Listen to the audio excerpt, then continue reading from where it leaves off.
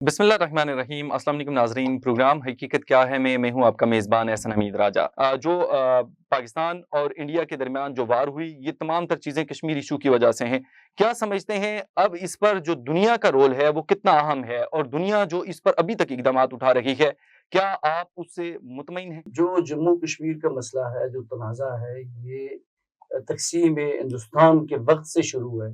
उससे पहले कश्मीर का स्टेटस और था, उसके बाद और यूएन रेज़ोल्यूशंस आईं, उनके ऊपर गुज़िश्ता 76-77 साल से अमल नहीं किया गया। उसका नतीजा ये निकला कि ये एक फ्लैश पॉइंट के तौर के ऊपर दुनिया में ये जो इश्यू था, ये हमेशा से हाइलाइट होता रहा। जो इंटरनेशनल कम्युनिटी है या डेवलप्ड कंट्रीज की अगर बात की जाए, जिस तरह ट्रंप ने भी सालसी के लिए कहा, तो क्या कश्मीर के लिए कोई प्रैक्टिकली अगर इक़दामात ना उठाए गए तो इस खित्ते के एतबार से आप क्या देखते हैं?